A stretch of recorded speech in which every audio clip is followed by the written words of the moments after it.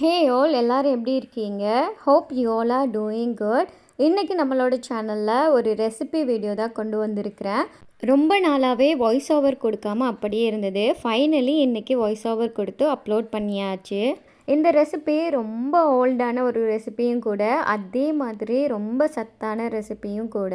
பொதுவாகவே தானியங்கள் வச்சு செய்யும் போது நம்மளுக்கே ஒரு சாட்டிஸ்ஃபேக்ஷன் இருக்கும், ரொம்ப ஹெல்த்தியாக சாப்பிட்றோன்னு. அந்த மாதிரியான ரெசிபி தான் இன்றைக்கி நான் உங்கள் கூட ஷேர் பண்ணியிருக்கிறேன். சரி வாங்க அதை எப்படி செய்யலான்னு பார்க்கலாம். ஒரு கடாயில் லேசான சூடு வந்ததுக்கப்புறமா பச்சை பயிறு சேர்த்து அதை கொஞ்சம் கோல்டன் ப்ரௌன் ஆகும் வரைக்கும் வறுத்து எடுத்து வச்சுக்கணும். எங்கள் ஊரில் கச்சான்னு சொல்லுவாங்க. ஸோ பீனட்ஸும் கொஞ்சமாக சேர்த்து அதையும் கோல்டன் ப்ரௌன் ஆகும் வரைக்கும் நல்லா வறுத்து எடுத்துக்கணும். இது கூட உங்களுக்கு வேண்டிய நட்ஸும் நீங்கள் சேர்த்து வறுத்துக்கலாம், நல்லாயிருக்கும் அண்ட் ஹெல்த்தியாகவும் இருக்கும். அதே பேனில் நெய் கொஞ்சம் தாராளமாகவே சேர்த்துக்கோங்க. சேர்த்துட்டு ஃப்ரெஷ்ஷாக துருவின தேங்காய் பூ சேர்த்து அதோட பச்சை வாசனையாகட்டும் அதோட ஈரப்பதமாகட்டும் ரெண்டுமே போய் கோல்டன் ப்ரௌன் ஆகும் வரைக்கும் வறுத்து எடுத்து வச்சுக்கலாம். அதுக்கப்புறமா இதுக்கு மெயினாக நம்ம பாகு செஞ்சு எடுக்கணும். அதுக்காக நான் இன்னைக்கு ஜாகரி எடுத்து இந்த மாதிரி கட் பண்ணி சேர்த்துக்கிறேன். ஜாகரியை கட் பண்ணாமல் சேர்க்கும் போது ரொம்ப நேரம் எடுக்கும் இது கரையிறதுக்கு. ஸோ இதோட மெஷர்மெண்ட்ஸ் எல்லாமே நான் டிஸ்கிரிப்ஷன் பாக்ஸில் கொடுக்குறேன், நீங்கள் வேணும்னா செக் பண்ணி பார்த்துக்கோங்க. ஜாகரி பாகு ஒரு பக்கம் ரெடி ஆகிட்டுருக்கு. இன்னொரு பக்கம் நம்ம ஆல்ரெடி ரோஸ்ட் பண்ணி வச்சுருந்த இந்த பாசிப்பயிரை பிளெண்டர் ஜாரில் சேர்த்து கொஞ்சம் கொரப்பாக அரைச்சி எடுத்துக்கலாம். ரொம்ப மை மாதிரி அரைச்சிட்டோன்னா சாப்பிட்றதுக்கு அவ்வளோ நல்லா இருக்காது. அதனால கொஞ்சம் கொரப்பாக அரைச்சி எடுத்துட்டோன்னா சாப்பிடும்போது நல்லா இருக்கும். அதுக்காகவே நான் கொஞ்சம் கொரப்பாக அரைச்சி எடுத்துக்கிறேன். அதுக்கப்புறமா நம்ம ஆல்ரெடி ரோஸ்ட் பண்ணி வச்சுருக்கிற தேங்காய் பூ ப்ளஸ் பீனட்ஸ் ரெண்டையுமே சேர்த்து அதையும் கொஞ்சம் கொரப்பாக அரைச்சி எடுத்து வச்சுக்கணும். நம்மளோட ஜாகரி நல்லாவே கரைஞ்சி ஒரு மாதிரியான பசை கன்சிஸ்டன்சிக்கு வரணும். இது ரொம்ப ஸ்ட்ரிங் கன்சிஸ்டன்சி எல்லாம் வேணுங்கிறது இல்லை. நல்லா கொதிக்க நம்ம எட் பண்ணினோன்னா மட்டும்தான் நல்லா போல்ஸ் பிடிக்கிறதுக்கு நம்மளுக்கு வரும். ஸோ இந்த கன்சிஸ்டன்சி நம்ம டெஸ்ட் பண்ணுறதுக்கு நம்ம கையில் அதை தொட்டு கொஞ்சம் டச் பண்ணி பார்த்தோன்னாலே ஒரு பிசுப்பான கன்சிஸ்டன்சியில் இருக்கணும். ஸோ அதுதான் கரெக்டான கன்சிஸ்டன்சி. அந்த வீடியோவில் காட்டியிருக்கிற மாதிரி நீங்கள் கொதிக்கிற ஜாகரியில் உடனே கை விட்டுறாதீங்க. உங்கள் கையை கொஞ்சம் தண்ணியில் நனைச்சிட்டு அதுக்கப்புறமா அந்த ஜாகரி வாட்டரை தொட்டு பாருங்கள். அதுக்கப்புறமா உங்களுக்கு அந்த சூடு பெருசாக தெரியாது.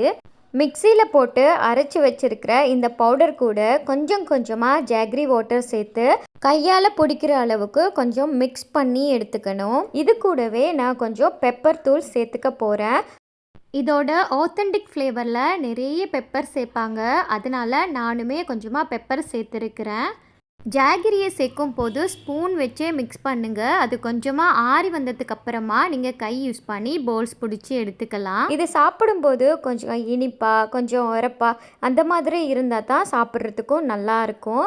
எஸ்பெஷலி நீங்கள் கிட்ஸுக்கு செய்கிறீங்கன்னா கொஞ்சமாக பெப்பர் தூள் போட்டுக்கோங்க. இல்லை உங்களுக்காக செய்கிறீங்கன்னா உங்களுக்கு எந்த அளவுக்கு காரம் வேணுங்கிறதையும் நீங்கள் பார்த்து சேர்த்துக்கோங்க. இப்போது நம்ம ஆல்ரெடி மிக்ஸ் பண்ணி வச்சுருந்த எல்லா மிக்சரையும் இந்த மாதிரி போல்ஸாக பிடிச்சி எடுத்துக்கலாம். இது கூட நீங்கள் நட்ஸுமே கிரைண்ட் பண்ணிட்டோ இல்லை கட் பண்ணிட்டோ சேர்க்கலாம். சாப்பிடும்போது ஒவ்வொரு பைட்ஸுக்குமே அந்த மாதிரி நட்ஸ் கடிப்பட்டாலுமே நல்லாயிருக்கும். ஸோ இப்போ நான் எல்லாத்தையுமே போல்ஸ் மாதிரி பிடிச்சி எடுத்துக்க போகிறேன். இந்த ஸ்வீட்ஸுக்கு பொதுவாகவே முந்திரி கொத்துன்னு சொல்லுவாங்க. பட் ஒவ்வொருத்தரோட பேச்சு வழக்கில் அந்த ஊருக்குன்னு ஒவ்வொரு பேர் வச்சுருப்பாங்க. அந்த மாதிரி எங்கள் ஊரில் இதை பைத்தம் பணியாரம் பைத்தம் போலன்னு சொல்லுவாங்க. ஸோ உங்கள் ஊரில் உங்கள் பேச்சு வழக்கில் இதை என்ன சொல்லுவாங்கன்னு கமெண்டில் மென்ஷன் பண்ணுங்கள். தெரியாதவங்களும் பார்த்து தெரிஞ்சுக்கட்டும். இந்த போலை எல்லாத்தையுமே நம்ம ஃப்ரை பண்ணுறதுக்கு முன்னாடி ஒரு மிக்சரில் நம்ம கோட் பண்ணி தான் பொரித்து எடுக்கணும். அதுக்கான மிக்சரை நான் ரெடி பண்ணி எடுத்துக்கிறேன். அதுக்காக இன்றைக்கி கோதுமை மாவு ஆல் பர்பஸ் ஃப்ளார் அது கூடவே கொஞ்சமாக அரிசி மாவும் சேர்த்துக்கிறேன். அரிசி மாவு பச்சையாக இருந்தாலுமே சரி இல்லை ரோஸ்டடாக இருந்தாலுமே சரி சேர்த்துட்டு அதுக்கு தேவையான அளவு கொஞ்சமாக உப்பு அதுக்கப்புறமா மஞ்சளும் சேர்த்துக்கணும். மஞ்சள் சேர்க்குறப்போ தான் அந்த முந்திரி கொத்தோட கலர் நம்மளுக்கு கிடைக்கும். ஸோ ஜாஸ்தியாக நம்ம தண்ணி சேர்த்து மிக்ஸ் பண்ணிடக்கூடாது. கொஞ்சமாக தண்ணி சேர்த்து நம்ம கோட் பண்ணி எடுக்கிற அளவுக்கு அந்த பதம் வரும் வரைக்கும் நல்லா மிக்ஸ் பண்ணி எடுத்துக்கணும். எடுத்ததுமே தண்ணியை ஜாஸ்தியாக சேர்த்துறாதீங்க. கொஞ்சம் கொஞ்சமாக சேர்த்து எடுக்கும் போது தான் கரெக்டான கன்சிஸ்டன்சி வரும். ஓவராக நம்ம தண்ணி சேர்த்துட்டோன்னா அந்த போல்ஸில் எல்லாமே அப்புறம் அந்த மிக்சர் கோட் ஆகாது. இந்த மிக்சரோட கன்சிஸ்டன்சி இந்த மாதிரி கோடு போடும்போது அந்த மிக்சர் டிவைட் ஆகி இருக்கணும். இந்த பதத்தில் இருந்தால் நல்லா கோட்டிங் கிடைக்கும். இப்போது நம்மளோட போல்ஸ் எல்லாத்தையுமே ஃப்ரை பண்ணி எடுக்கிறதுக்காக எண்ணெயை சேர்த்து கொஞ்சம் மிதமான சூடு வரும் வரைக்கும் விட்டுறலாம். எண்ணெய் ரொம்பவும் ஹீட் ஆகக்கூடாது. அதே மாதிரி இந்த மிக்சரில் நான் கொஞ்சம் ஏலக்காவை இடிச்சிட்டு சேர்த்துருக்கிறேன்.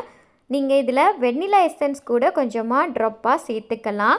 இதோட ஆத்தென்டிக் ஃப்ளேவர் ஏலக்காவில் இருக்குங்கிறதுனால நான் ஏலக்காவை இடிச்சிட்டு சேர்த்துருக்கிறேன். இப்போது நம்ம இந்த போல்ஸ் எல்லாத்தையுமே இந்த மிக்சரில் நல்லா கோட் பண்ணி எண்ணெயில் சேர்த்துக்கலாம். இந்த எண்ணெயில் சேர்க்கும்போது நம்ம கவனிக்க வேண்டியது பார்த்திங்கன்னா, எண்ணெய் ரொம்பவுமே கொதிக்க கொதிக்க சூடாக இருக்கக்கூடாது. அது மட்டும் இல்லாமல் நம்ம சேர்க்குற இந்த போல்ஸ் எல்லாமே எண்ணெயில் நல்லா மூழ்கிற அளவுக்கு இருக்கணும். அப்போ தான் ஈவனாக எல்லா போல்ஸுமே ஃப்ரை ஆகி கிடைக்கும். அது மட்டும் இல்லாமல் ஒரு 3 செகண்டுக்கு அப்புறமா இந்த போல்ஸ் எல்லாத்தையுமே கொஞ்சம் திருப்பி போட்டுக்கணும். இந்த அளவுக்கு கலர் வந்ததுக்கு அப்புறமா இதை நம்ம இறக்கி வச்சுக்கலாம். இப்போது நம்மளோட பேலன்ஸ் இருக்கிற எல்லா போல்ஸையுமே இந்த கோட்டிங்கில் போட்டு ஃப்ரை பண்ணி எடுத்துக்கலாம்.